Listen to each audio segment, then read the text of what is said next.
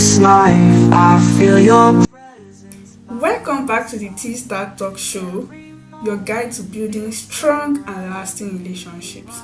Have you ever wondered if you are the toxic one in your relationship? So in today's episode of the Tstar-talks show, we are going to be uncovering how to avoid being the toxic partner in your relationship. Relationship thrives on love, but they can also collapse under toxicity. What is toxicity? So toxicity generally means anything that is harmful or unpleasant. So in a relationship, it is basically the same thing. Demonstrating toxic habits in a relationship will definitely end love. Toxicity can kill the flame of love. You might not even be aware that you are toxic. Your partner might be the one complaining that you're always doing something that is unpleasant. You're always, hurting. You're always hurting. Maybe they always complain that you're always hurting them or stuff like that. So now is the time to key into this content so that you be aware and be enlightened about the 10 things that you do that shows toxicity, and also what to do to avoid being the toxic partner. Every human being is imperfect, and that is why we are all striving for perfection. It is normal to make mistakes, but it is unacceptable to be toxic. The first thing we are going to be looking at today is number 1. You are making repetitive mistakes. Yes, so let me dive into this and explain the point. So, apologizing for the same error you have made over and over and over again is a toxic habit. Fine, you have done something wrong once. It is fine, you can apologize. Even the second time you can still apologize, but apologizing for it over and over and over again, what are you sorry for? If you are making the same mistakes. Okay, for example, let's say you are apologizing on the basis of disrespect. Okay, let's say the previous day you disrespected your partner and then you apologize, it was a mistake, fine. Okay, the next day you make the same mistake again, you disrespected your partner, and then it keeps on going like that. You start disrespecting them and then you apologize for it. So what are you sorry for? I'm so sorry. You are not sorry for anything. You are doing that thing intentionally, or maybe your actions is controlling you. The love your partner has for you can actually die based on the fact that your apology is not true, because you constantly do what it is that you are apologizing for all the time. If you are watching the Tstar-talks show, your relationship should not even end on the basis of this. Now, what you should do to prevent this is that you should try to own up to your actions. Don't let your actions control you. Make sure you are in control of your actions. If you can't control your actions, how can you maintain your relationship?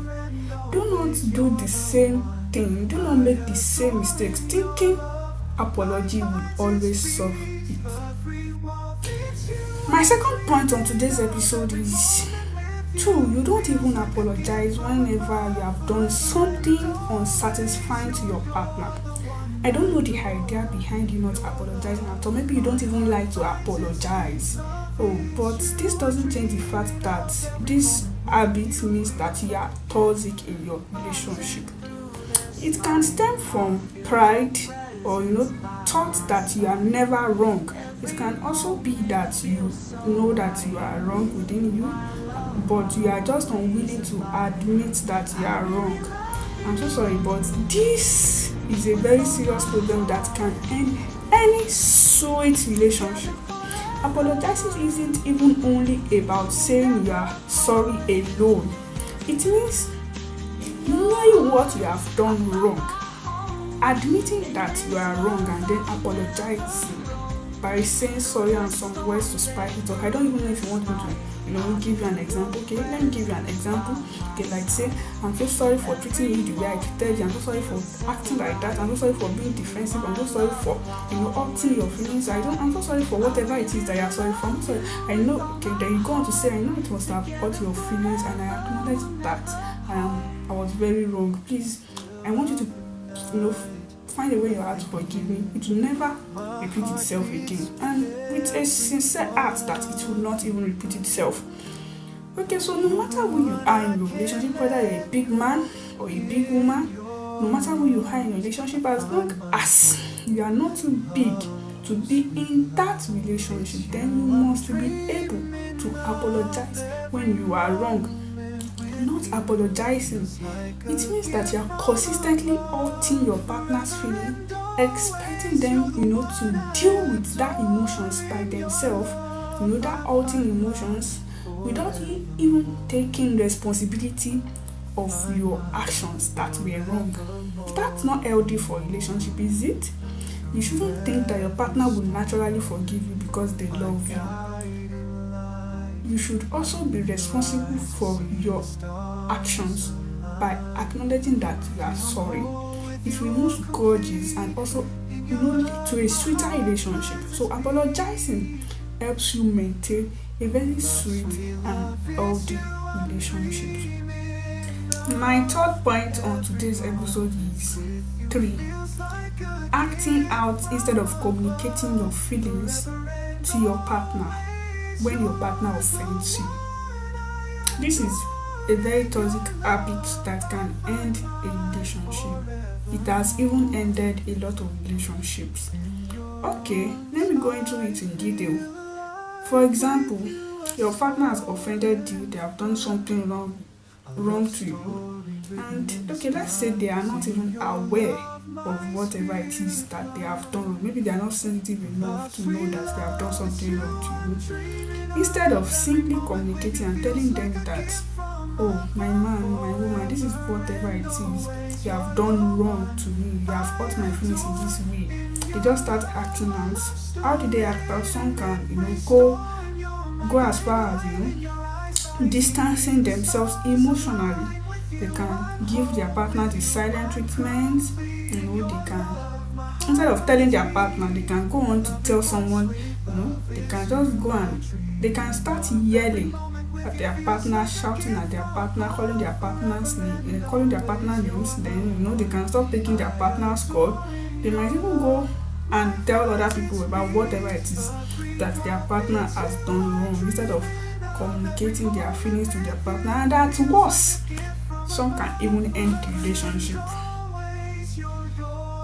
That's very serious. That's very toxic. In a situation where your partner does not even know whatever it is they have done wrong, your partner has offended you, but your partner is not aware. They are just trying to, maybe they are trying to play with you, and what they notice is that you are just shouting at them, yelling at them.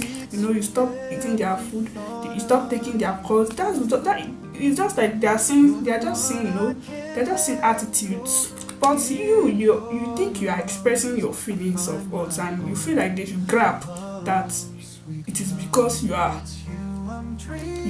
hurt, or maybe because you are not okay because they have done something wrong. Your partner won't grab. Your partner might think that you don't love them anymore. Your partner can think about something. They won't know that, because if you don't know how to communicate, your partner will just suddenly know what is in your mind. What to do is that you need to learn how to handle your emotions. You need to learn how to express your emotions too. Most especially, your partner is the person that you can be most vulnerable with. That's the person that you can be your most self with. That's someone that you can be yourself most with. You should learn how to be vulnerable with your partner. You should learn how to speak with your partner. Especially, I know it's not easy. It doesn't come easy. You expect your partner to just grab that you are feeling hot. Your partner might not be able to grab. They might be. Some people are just not sensitive enough to know that you have hurt them. So that's where it's just like two junctions. Your partner is at that junction, you are at that junction. Your partner is now at the middle of that junction, and you are still at the other end. Instead of you to go and meet your partner at that particular junction, you still expect your partner to come and meet you at the junction where you are. I know it doesn't work that way. Since they are insensitive and they are trying to get close to you, you should also try to move from wherever you are by making things easier. Try to make things easy by communicating and being able to talk about what it is that their offense was. I said it in my previous point was that not even apologizing at all. Okay, fine. Your partner now knows how to apologize. Your partner knows how to apologize, but you can't even tell them what it is they have done wrong. Instead, you just end the relationship. How will they even be able to apologize? If you always act out in your relationship, that means you are going to be ending like 5 to 10 relationship of yours. Before you know it, you end up with 20 relationships, because there is no way you can be in any relationship and you won't be offended. So learn to communicate your emotions. I'll be going on a short break and then we'll be back to the fourth point for today. And through this life, I feel your presence by my side. Welcome back to the Tstar-talks show, your guide to building a strong and lasting relationship. So my first point for today is, this will be a two-in-one point. Intentionally doing things your partner says they don't like and forcing them to do things they said they don't like. Okay, I don't know if you fall into this category, but if you fall into this category, then I'm making you aware today that it is a toxic habit. You should respect your partner enough to not do what they said they don't like today. Your partner does not even see this as romantic at all. Imagine your partner says they don't like to share their clothes, but you are always trying to wear their clothes. It's toxic to them. You are showing toxicity. You are not respecting their boundaries. You are not respecting them at all. You are not respecting their opinions. You are not respecting them. Your partner says they don't like sharing their stuff, maybe sharing their toothbrush, because some partner can do that. Okay, some partner says your partner says that they don't like. Some might not even like touching them unnecessary, no matter how irrelevant you think that thing is. If they said they don't like it, then you should respect that opinion. You should respect that idea. Stop trying to look for something that can cause fight. Your partner might not like, I have already said it, that your partner might not like ordinary touch. If you try to always touch them, it will cause fights. They might just be jacking you off them always, and I'm very sure that you would not even like this.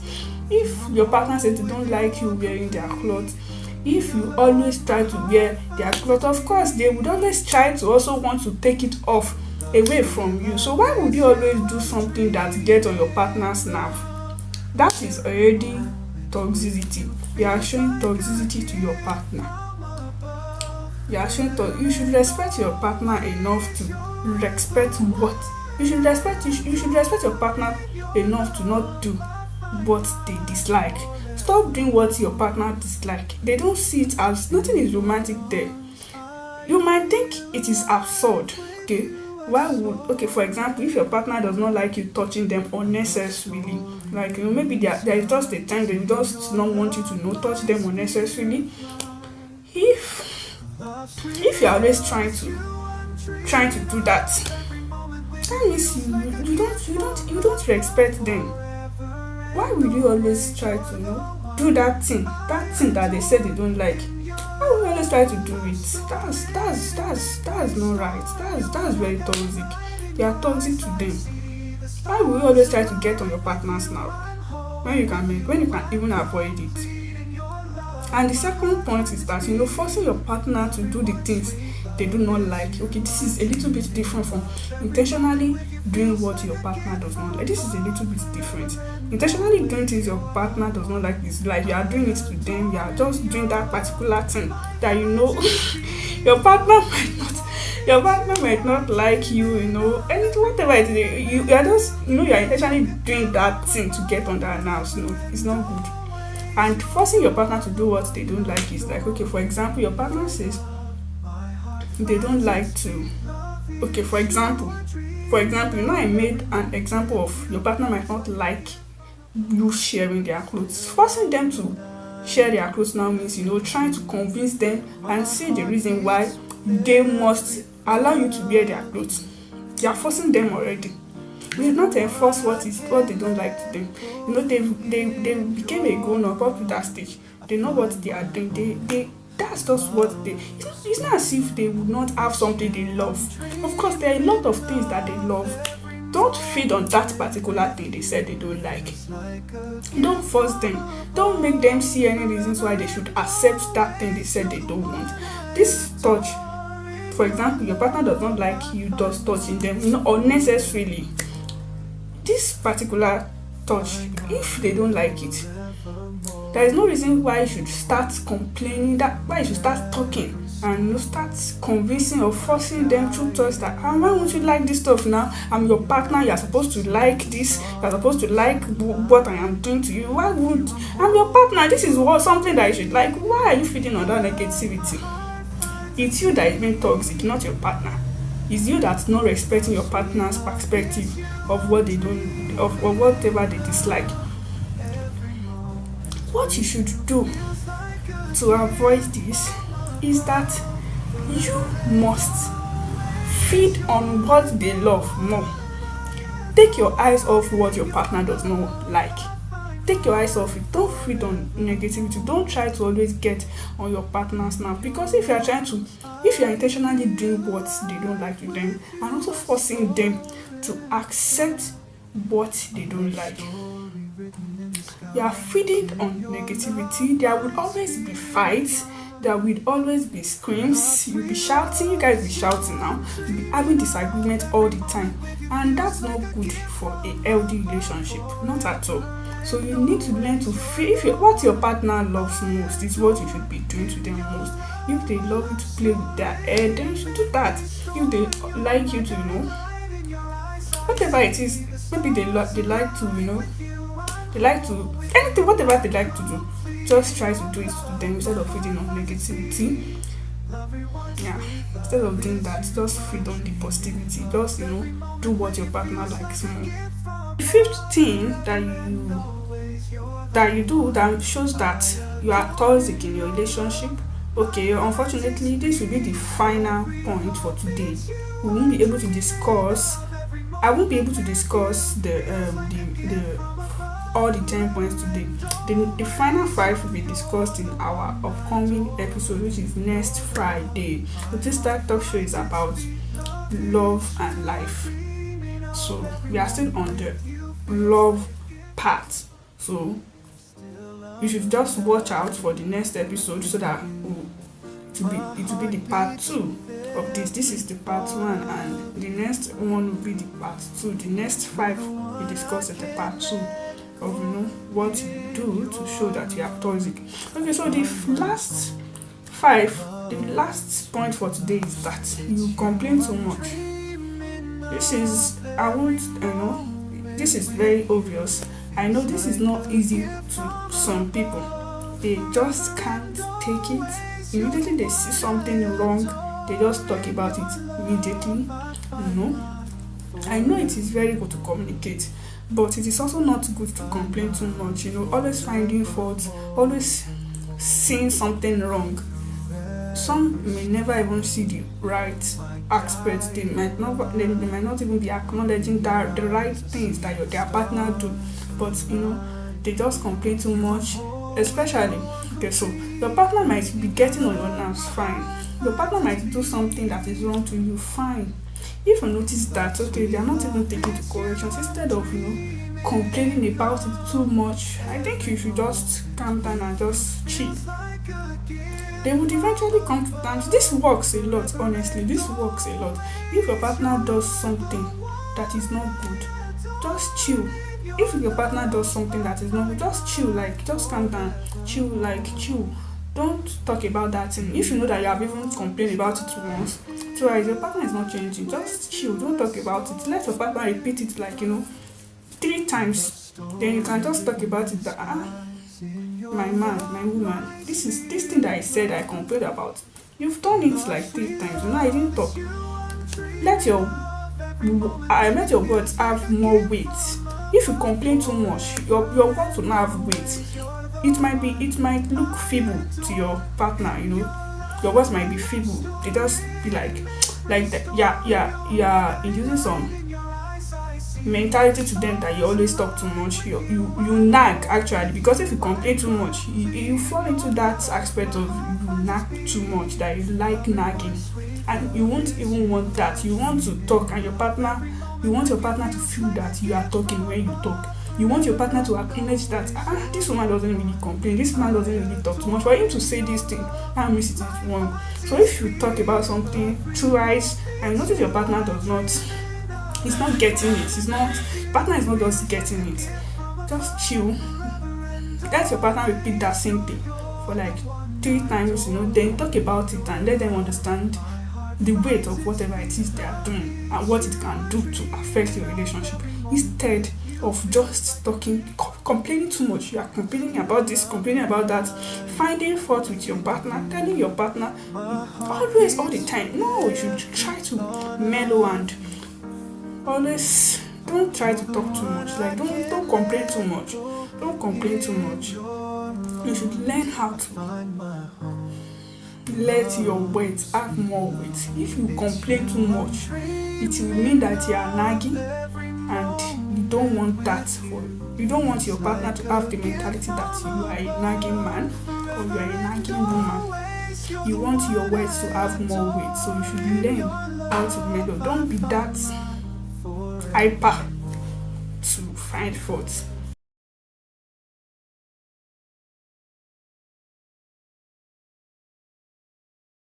Okay, there's something that I saw that is going viral. Okay, I saw a post. I'm going to post the post, then I'll just talk a little about it. Okay. So welcome back to the Tstar-talks show. So about this post, okay, this is my sincere opinion. I have no affiliations with whoever owns this post. I just want to share my opinion about what happened. Okay, this should never be a business tool, and I have no affiliations. I am not the judge of anything. I just want to share my perspective about it. I feel like they are both wrong about whatever it is that happened. They are unwilling to compromise, and that is not good for any relationship. The husband to be was wrong by not being able to also compromise for his wife, because if you also love someone, you want to make that person happy, you want to do whatever it is they want. And from the post, he didn't really tell his wife to, before jumping into that conclusions about informing his sister about it. Okay, he should have communicated with the wife to be first before telling his sister that he would love. In fact, his conclusion should be based on what his wife wanted, his wife to be wanted to happen. Okay, the wife's fault too is that as a woman, you should also be able to compromise, because there's also nothing bad in your husband's younger sister to be one of your bridal. That's it. I know that bridesmaid is about you. I know that you are the one in charge. She's supposed to be in charge. She's supposed to allow her friend to be in charge. Yes, she has that power. In fact, that's her business and not the husband business at all. But in this case, since it is a husband and wife relationship, the wife should be willing to compromise. Marriage is about two people willing to compromise for each other. So that's how they were both wrong, and this is actually a very trivial issue that should not make it out of the room. If they are both unwilling to make compromises like this, I bet that I felt that the husband did something like that. Means they are incompatible, as the husband has an ego, the husband has an ego, the wife has an ego. No one wants to bend for each other, so it means that they are incompatible. It is better to call off the marriage before it happened instead of divorcing. So that's it on today's episode. I hope you enjoyed it. Remember, relationship takes two people to tango. Don't be the one to draw your relationship back. If you are guilty of any of these toxic traits, toxic habits in your relationship, then this content is meant for you to digest and then allow it to transform your actions in your relationship positively. You can't be guilty of any of these things and expect a smooth sailing relationship. We have come to the end of this show. So, thanks for watching today's episode of the Tstar-talks show. Keep learning, keep growing, and keep building relationships that lasts. Until next time, stay connected.